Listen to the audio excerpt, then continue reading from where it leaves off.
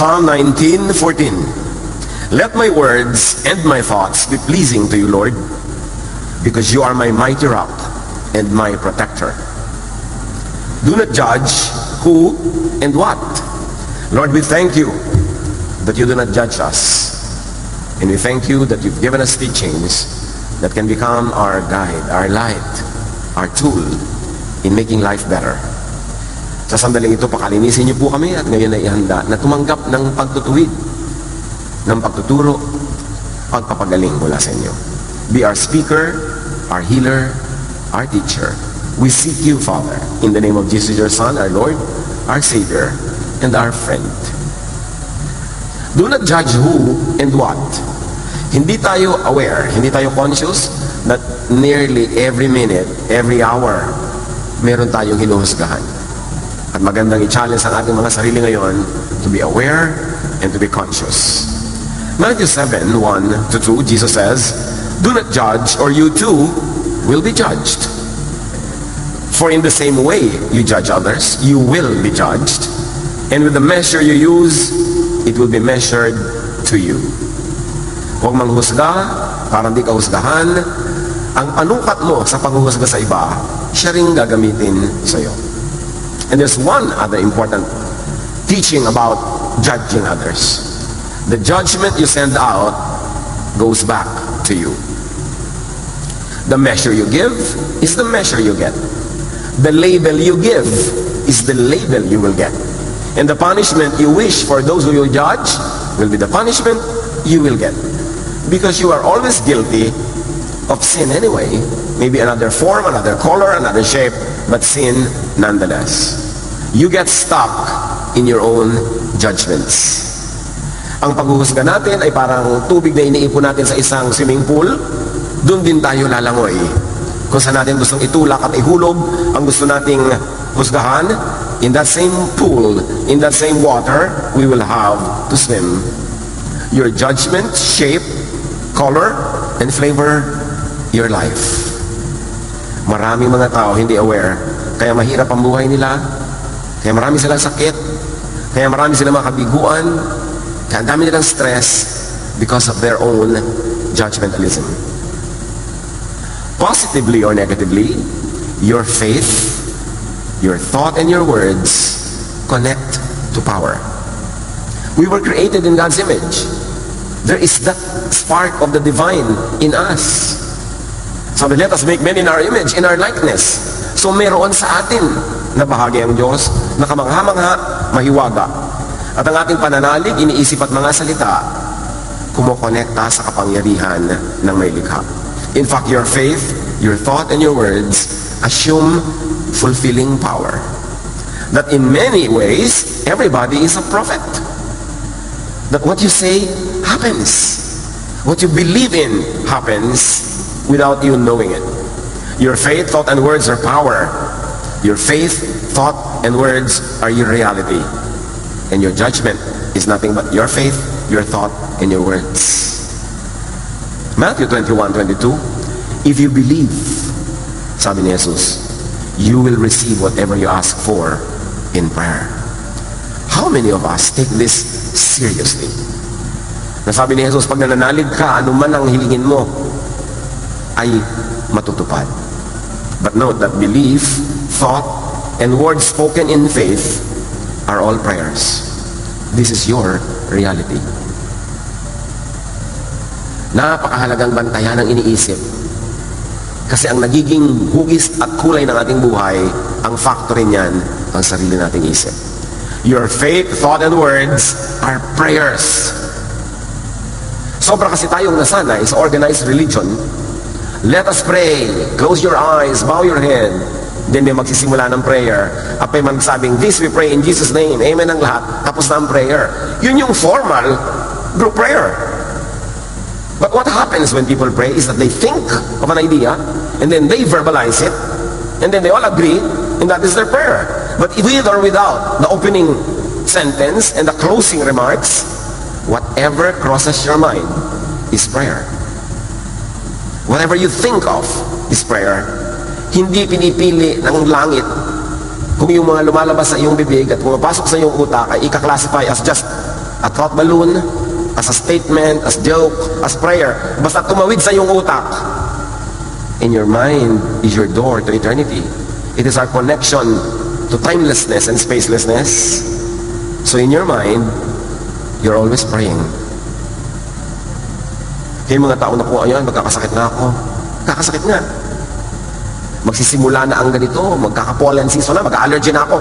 Nakakondisyon na siya. Sinabi na niya, nagiging prayer yon. Yun ang dapat nating gisingin ng ating utak. What is in your mind is prayer. Hindi ka lang ang i-label in Jesus' name. Your faith, your thought, and words have the same effect as prayers. So belief, thought, even unspoken, is prayer already. In fact, Jesus teaches that prayer should not be full of words. Should not be verbose. Sabi niya, don't think that you'll be heard for your many words. In other words, sabi niya, don't pray like the pagans do. They have many words. They pray long prayers. So ano na ang prayer kay Jesus kung hindi words? Kung hindi mahaba?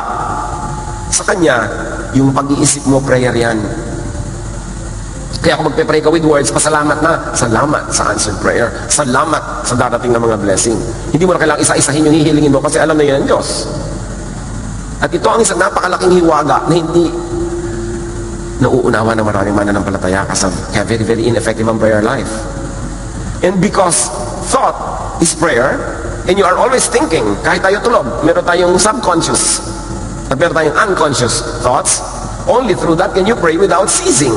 Kasi sabi, pray without ceasing. How can you pray without ceasing if you need words to pray? Hindi pag hindi ka nagsasalita, hindi ka makakapag-pray. Pag tulog ka, hindi ka makakapag-pray. Your thought life is your prayer life. So think about how you think. At baka dyan nabubuo ang lahat ng nagaganap sa ating buhay. If you think it and believe it, you are praying it. Merong isang babaeng gusto magbukas ng maliit na tindahan. Konting perang naipon niya, gagawin niyang puhunan. Paniwalang-paniwala siyang uunlad dito, papapaunlad niya, pagpapalain ito. Yun ang nagaganap.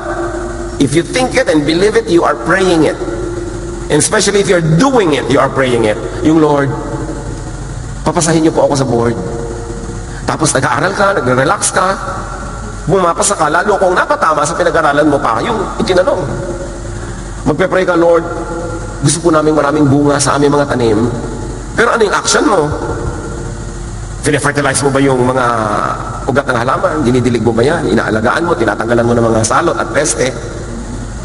O pinapahirapan mo yung puno, ginagawa mong duyan, pinapakuan mo ng mga kung ano-ano mga signboard? Kasi na-expect mo mamumunga yun.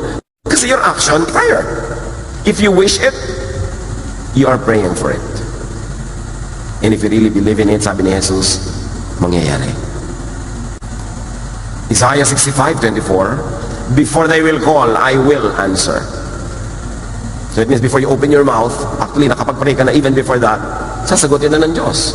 Luke 10:17, the 72 returned to Jesus with joy and said, Lord, even the demons submit to us in your name. Why do the demons submit to the 72 disciples? Because they believe in the name of Jesus. And the belief is a prayer by itself. It is power by itself. Hindi mo kailangan laging sabihin. Ngayon, kung hindi ka naman naniniwala, pray ka ng pray ng pray, sa palagay mo may mangyayari? Yung nasa isip mo at nasa puso ang nadidinig ng langit, hindi sinasabi ng muso. Kaya napaka-importante iisa ang iyong damdamin at iisa ang sinasabi mo sa prayer. Kaya kung minsan mahirap din sa public prayer, yung nililid ng leader, hindi naman yun ang gusto mong ipanalangin, so paano yan? Hati ka. Paano magiging isa? But when 2 or 3 are gathered in His name, He is there. Mahalaga yung agreement. And even in your own person, dapat hindi ka hati. Kasi minsan 2 ka, 3 tao sa loob ng iyong sariling pagkatao. Sabi niya, don't ever expect that a double-minded person will receive anything from the Lord. Ngayon, tungkol tayo sa judgment. A judgment is a thought. And if you judge it, therefore you think it, therefore you pray it, and Jesus says you attract it. Because with the same judgment you pronounce, you will be judged.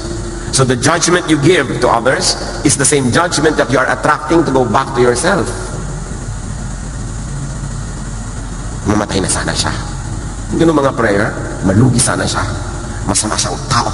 Ganyan. So, bumabalik sa iyo lahat yung mga judgment na yun. Yun ang hiwaga. Mahirap ipaliwanag, pero sabi ni Jesus, the judgment you give is the judgment you get. The measure you give is the measure you get. Your judgment and label on others become them and become you. Yung mga magulang, bata pa lang yung anak, ako, mahina ang utak nito, walang mangyayari dito. Ganun na nga ang nangyayari doon sa anak. Hinuhusgahan agad ng magulang mismo sa sariling anak. Naku, anak, yung papakasalan mo, mga babae yan. Huhusgahan na agad ng bubyanin. Hindi tayo nag-iingat na yung sinasabi at iniisip natin ay panalangin. At kahit hindi ka banal, nadidinig ang iyong panalangin. Basta pumasok sa iyong isip. Marami mga naglalarong tanong sa ating isip kung paano yun, paano yun, paano yun. Hindi nyo kayang masagot lahat yan. Pero ang mahalaga, begin with the fact that Jesus said, with the judgment you pronounce, you will be judged. The people you judge as bad could really become or remain bad to you. For you. Kahit maging good sila sa iba, yung judgment mo ang babalik sa'yo, they will be bad to you if they're not bad yet, or they will remain bad to you if they already are. Dahil yun ang curse na binibigay mo sa kanya. Because a thought is also a curse. Ang daming negative energies na dumadaan sa ating katawan, kaya ang dami-dami natin makaramdaman. Ang dami-dami natin makabiguan, ang dami-dami natin kabuluhan. Because the people you judge as bad could resurrect, revisit you, even through other persons, through other events. And they become bad too, and for you, over and over and over, as you continue to judge and judge and judge that person the same way. Sabi ni Solomon, Ecclesiastes 1:9, what has been will be again. What has been done will be done again. There is nothing new under the sun. Because when you judge a person, you begin a cycle of energy that goes to the person then returns to you. And it keeps on going around until you break away from that cycle. Kaya mga nag-aaway, lagi nag-aaway. Bakit yung babaeng lagi nabibigo sa pag-ibig? Bukas siya na naman ng bigo. Next week siya na naman. Paulit-ulit. Meron siyang paulit-ulit na iniisip na siyang nag-i-induce sa lahat ng mga bagay na ito na magpaulit-ulit sa kanyang buhay. Bakit yung nawawala ng cellphone nung pinsan, laging siya? Pag may nawala ng cellphone, siya yun, paulit-ulit. Bakit ito, kahit ilang puhunan na ibigay mo, laging lugi ng lugi ng lugi? Bakit may cycle sa buhay natin? Inuulit kasi ng utak natin yung climate that creates that. To change the world, to change how the world deals with you, first change your thought, your belief, your word, your prayer about the world. Bakit pag may naapi, laging ikaw ngapi? Kasi ikaw may api mentality. Api ako, kawawa ako, di man dapat. Yun ang aatrakin mo. Naku, ayan na, naglalakad na ako, babastusin ako ng mga lasing. So babastusin ka na nga. Hindi siya na ina-attract mo ng isip. At maaaring yun ang ina-attract ng behavior mo. Kaya paulit-ulit, ikaw ang victim. Bakit laging ganun? Pagka mayroong nakalimot ng mga dapat dalhin, the same person keeps doing it. Yet, wala siyang binabago sa paraan ng kanyang pag-iisip. So niya, ay ganyan talaga ako makakalimot eh. Ginudge mo na yung sarili mo. Sa palagay mo, iibahin pa ng langit yun. Ikaw lang nga nagbigay ng husga eh. Ako kasi talagang alam mo, talunan ako sa buhay eh. O edi talunan, sabi ng langit. Iniisip mo lagi yan eh. Lagi na lang na hindi ako papasa. Kawawa naman ako. These are all judgments. Hindi ko kaya yan. Matthew or Mark 11:24.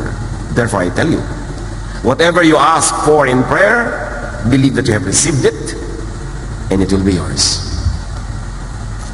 Kaya yung naku, ayan, sabi ko na nga ba, maka-aksidente tayo. Nangyari na. Tuwang-tuwa pa siya na para siyang propeta. Kasi yung mga, ayan, sabi ko na nga ba, babagsak to eh. Sabi ko na nga ba, mangyayari yan. Eh, yun naman pala sinasabi mo eh. Alam mo, kahit hindi ka banal, may kapangyarihan ang iniisip mo. Isang bagay na hindi natin lubos, na nauunawa. Halimbawa, si Jacob, a major biblical person. Nung ipinanganak sila magkapatid na kambal, si Esau ang kambal niya. Genesis 25:26. After this, his brother came out with his hand grasping Esau's heel. So he was named, and read, he was branded, he was judged, and he was prayed for to be Jacob. Nung lumabas yung magkapatid, magkasunod, pero itong si tinawag na Jacob, hawak-hawak niya yung heel, yung sakong ng kapatid niya na naunang inilabas sa kanya. So sabi ng mga nakapaligid, ng mga magulang, you will be called Jacob. Because Jacob means heel grabber. But the real meaning is, Jacob means one who deceives. The given name reflects the parents' judgment, so that Jacob fulfilled it soon enough. Ang dami niyang ginawang pag-deceive sa kanyang sariling pamilya. May basis naman. Sasabihin nila, hawak-hawak nga eh. Yes. Kahit may basis yung judgment. But when dignified, when mentioned, and especially when immortalized in a name, the idea, the judgment becomes a wish, and it comes true. Same with Judas. Merong nagkwento sa akin, alam niyo po, meron akong kilala, yung anak nila, bata-bata pa, tinawag na nilang Judas. Of course, ang usual ibig sabihin ng Judas, "Hoy Judas, tika dito, Judas, bumili ka nun." Paglaki talaga po, kahudasan na pinagkagawa niya. Sa mga pamilya, bata pa lang, sasabihin, alam mo yan, ang black sheep namin. Tinatawag ka na agad black sheep, labeled ka na, so, 99.99% of the time, the person lives up to the label. Because yun ang judgment. Pero sino ang nagdudusa sa pagbibigay ng label? E di yung mga kapwa, yung kasama sa pamilya. Nagdudusa sila dahil may kasama silang Judas, may kasama silang black sheep. Meron naman kabaligtaran. Naku, pinanganak ng bata ko, itong swerte sa buhay namin. At makita nyo, napakarami talagang nangyayaring papatunayan na siya nga ay related to or associated with a lot of good things happening. Itong Jacob na to, pinangalanan ng Jacob, pitalitan pa ulit. Genesis 32:28. Then the man said, "Your name will no longer be Jacob, but Israel, because you have struggled with God and with men, and have overcome." At ganun nga ang nangyari, because Israel means he struggles with God, or God struggles with him. Soon the nation named Israel was always struggling with God, or God struggling with his nation. Eh tinawag ng ganun. Change in the man happened as his name was changed. Kaya may mga iba gustong palitan ang pangalan ng Pilipinas eh. Kumisan meron din ang makatuwiran. Kasi Pilipinas, kasong Felipe, nahari ng Espanya nung natuklasan nila mga pulo na ito at kanilang sinakop. But Felipe also means lover of horses. So yung mga Pilipino are lovers of horses.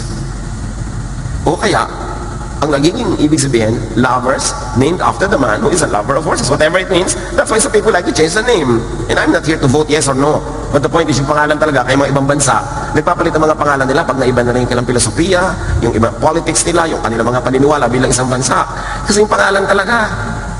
May mga nanay naman, kung ano pumapasok sa utak nila, isinilang ang bata, papangalang Sipoteka. Ha? Paano i-spellin ng Sipoteka? Meron ng mga heterobasidyo. Ha? Ano klase mga pangalan ito?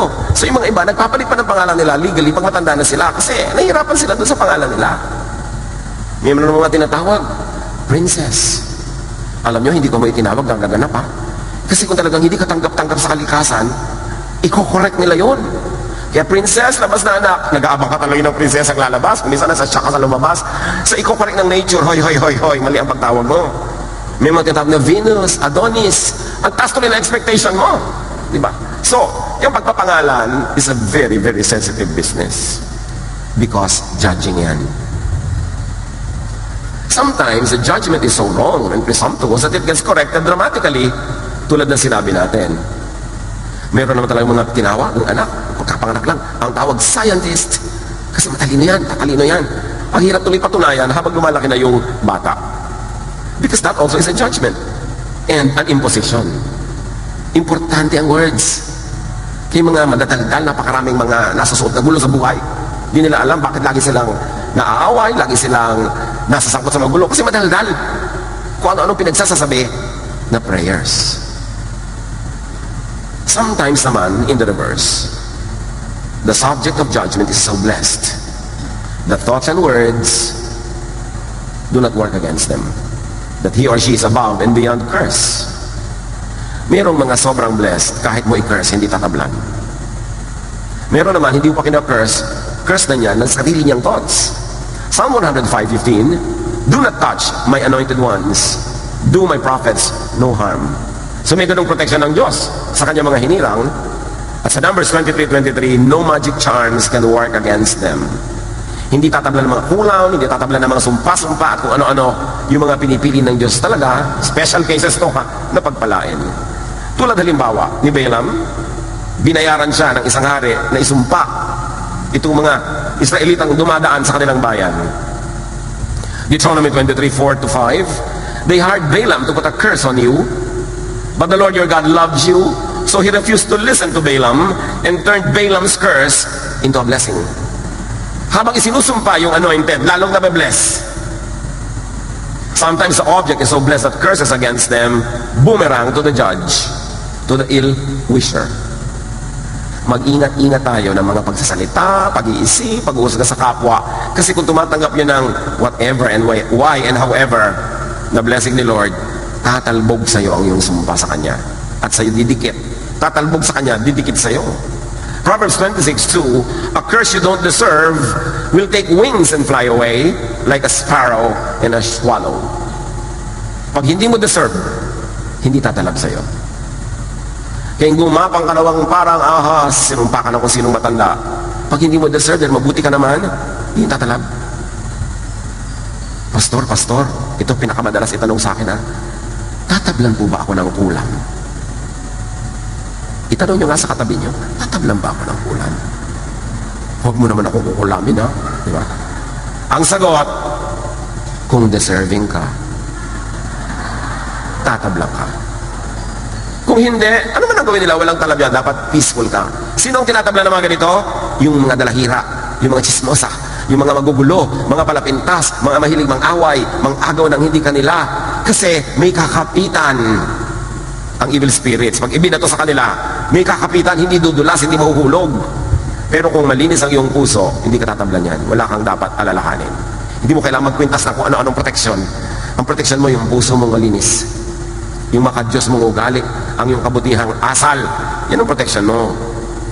Pero yung mga gumagawa ng gulo, Psalm 7:16, the trouble they cause recoils on them. Ang mga gulong niluluto at nililikha nila, bumabalik sa kanila. Mag-isip-isip tayo mga kapatid kung bakit laging magulo ang buhay. Kung ikaw ito, nawa hindi. Kung bakit laging may kabiguan, laging merong pain. Baka ikaw ang gumagawa niyan, hindi mo lang alam. Sa iyong thoughts. Pag inggitera ka, yung kinakainggitan mo, payaman ang payaman.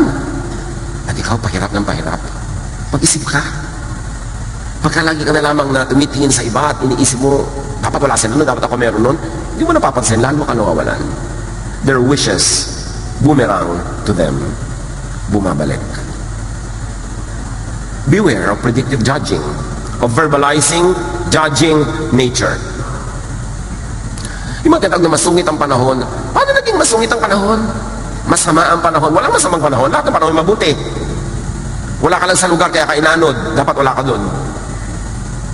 Pag kumukudlog, kumikidlat, na-charge ang electrons ng buong atmosphere. We need that. Huwag ka lang magpakalat-kalat na namamayong ka pa ng metal. Tatamaan ka ng kidlat. Hindi masama yung kidlat. Masama ang pwesto mo. Yung sabihin, naku, masama ang panahon. Delikado ang panahon. Sabi nga ni Jesus, if you have faith, tell this mountain to lift itself, and it will.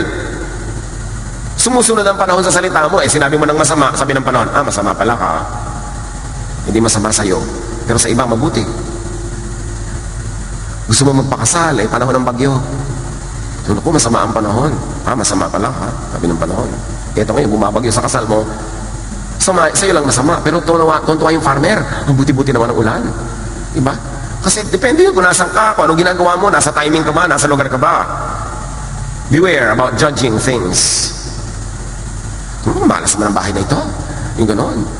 Ayoko tuwin na dito, malas. Kaya nagkakanda malas ka. Yan ang judge mo Malas pala ka. Sabi ng bahay. Naku, yung bahay na yan, haunted yan. May mga multo dyan. Sabi mo, paano kung may basis? Di nga, kanina pa natin pinag-uusapan, may basis. Kahit may basis, huwag mong isipin. Huwag mong banggitin. Kasi lalo mong i-reinforce. Yung kung minsan, parang nakakatakot na nangyayari. May magsasabi pang, nararamdaman ko? Natatakot din ba kayo? Kaya lalo nagiging nakakatakot because you honor it with your words.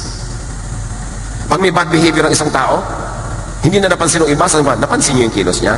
In-honor mo with your words, kaya lalala yun.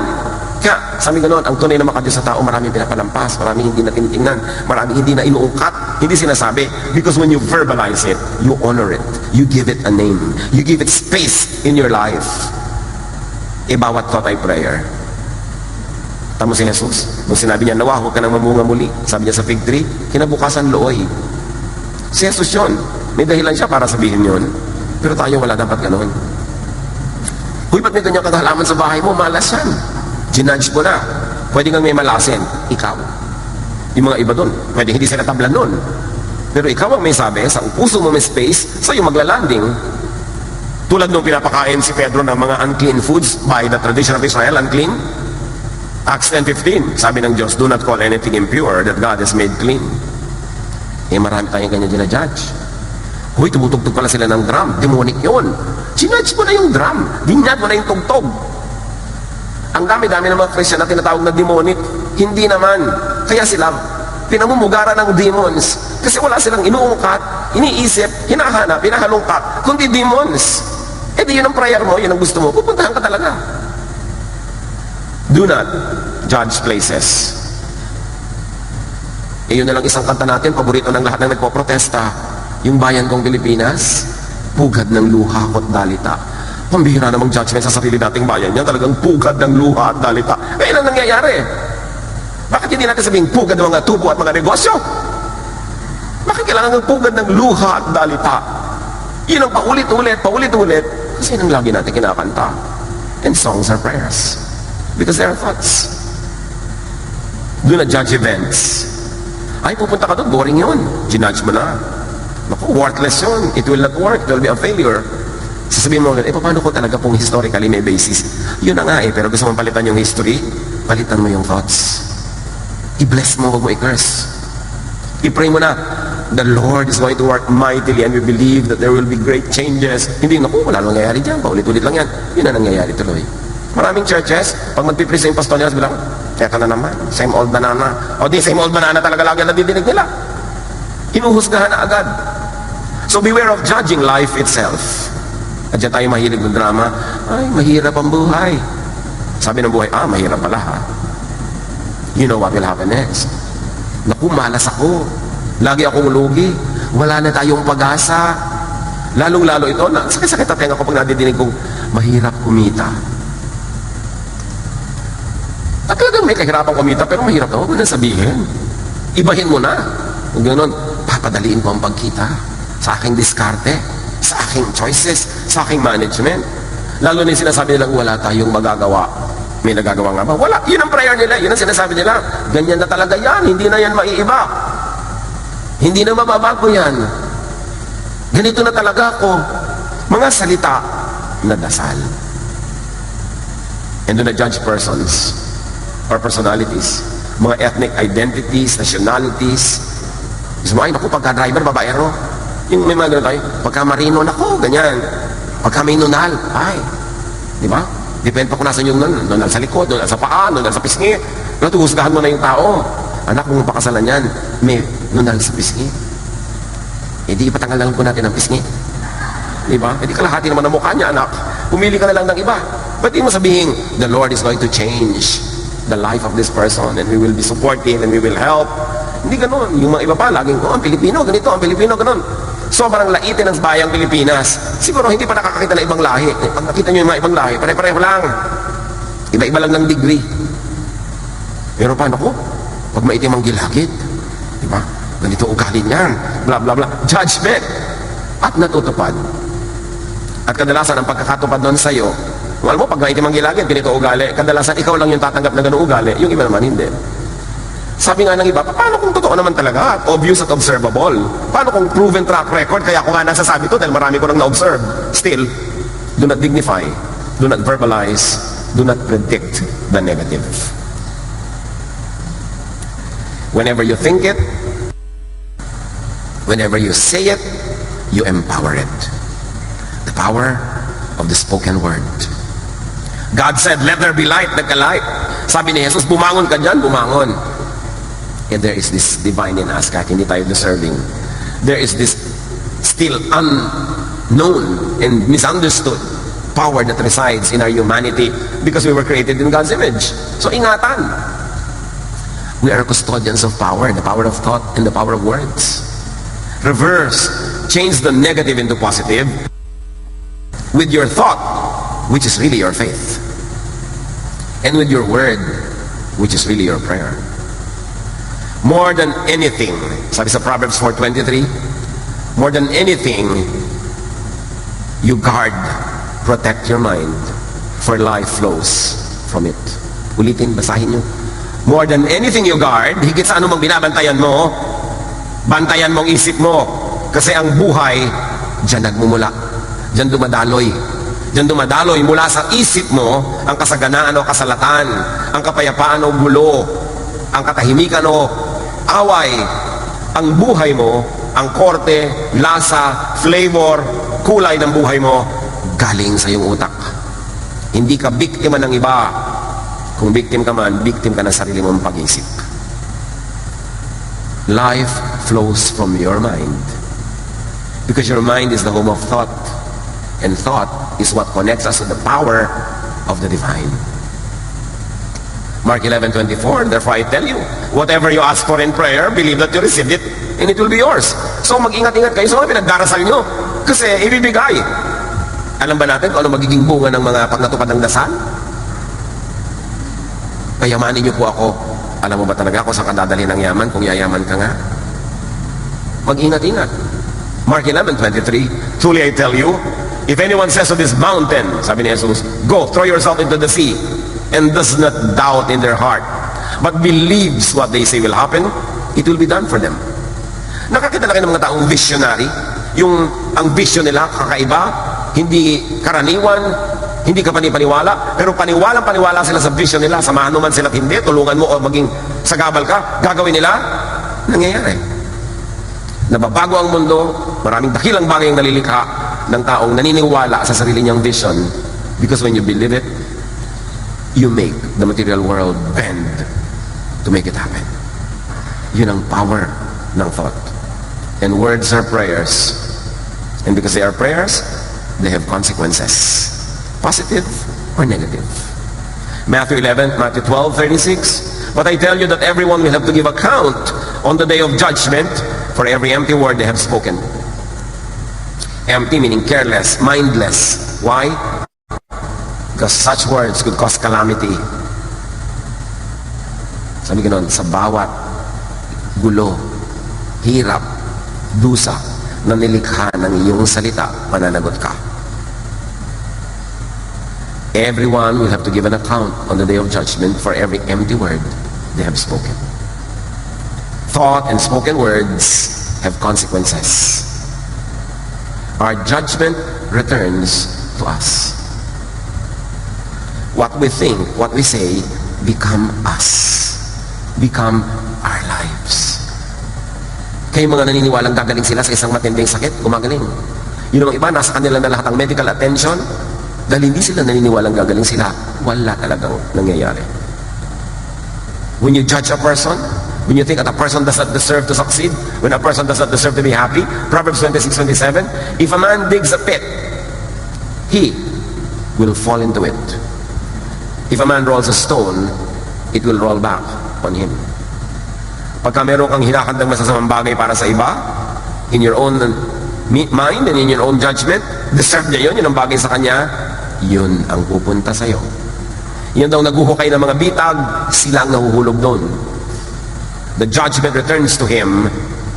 The judgment he gives to others turns on him. And in turn, he is adjudged to be the victim. Pag may tao na gusto niyo siya maging biktima, sa inyong judgment siya dapat maging biktima, dapat siya magdusa, bumabalik sa inyo yon at kayo magiging biktima at kayo magdurusa.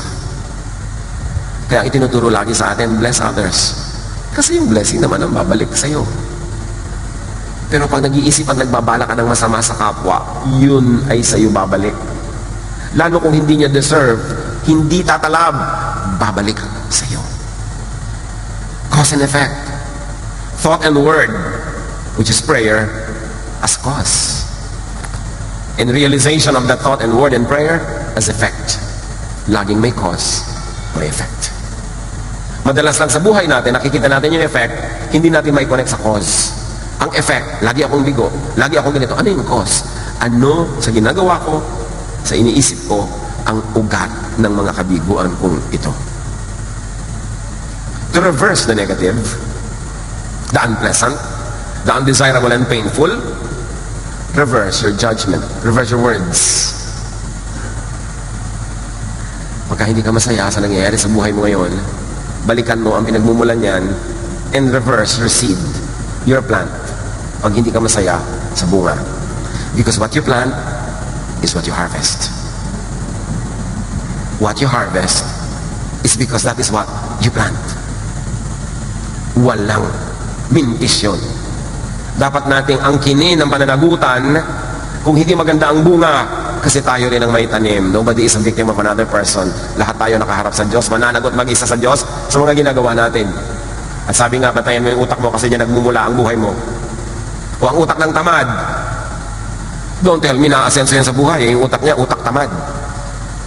Ha, lagi wala na naman tayong pera, ay kulang na naman natin budget, ay kulang na naman, tingnan mo naman ang buhay mo, ang tamad-tamad mo.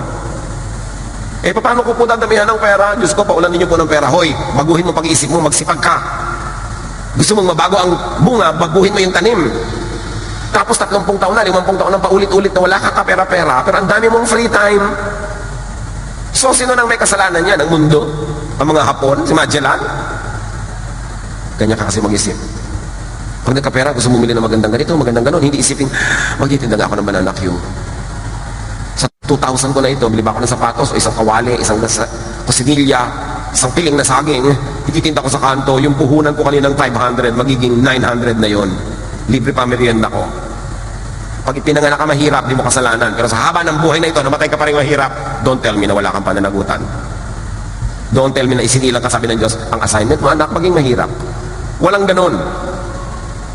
Yung pag-iisip natin ang dahilan kung bakit tayo ganito ngayon. Habang isinisisi natin yan sa iba, hindi natin masasolve. Because your lifestyle is a prayer. Kung ang daming oras, puro ka panonood ng TV, puro ka paglalaro, puro ka kapasyal, yung kilos mo, galing sa utak mo, yun ang prayer mo. At sinasabi ng prayer mo, ayokong kumita today, gusto ko lang maglibang. So magtataka ka, wala kang kita. Believe in the true. Yung sinasabi lang, the good and the beautiful, na nilalait-lait ng iba, say it. And obserbahan nyo, yung lagi nagsasabi ng true, good, love, kindness, beautiful, look at their lives. Sila ang maani nun. Pero yung puro judgment, puro pintas, puro galit sa kapwa, yun ang bumabalik sa kanila. Look around you. Kaya sabi sa Philippians 4:8, keep your minds on whatever is true, pure, right, holy, friendly, and proper. Don't ever stop thinking about what is truly worthwhile and worthy of praise. Why? Because that will be your prayer. If you are thinking of what is worthwhile and worthy of praise, kapuri-puri, masarap ka, maganda, yan ang dasal mo, yan ang mangyayari sa iyong buhay. Maligtarin mo ang lagi mong iniisip, yung mga negative, look at your life. Negative lahat. Kung hindi maganda, kung hindi ka ibig-ibig, huwag isipin. Di ba sabi? Sa lahat ng binabantayan mo, higit pa sa pagbabantay mo sa iyong credit card, sa iyong phone, sa iyong pera, ang bantayan mo yung utak mo. Kasi dyan nabubuo ang iyong buhay.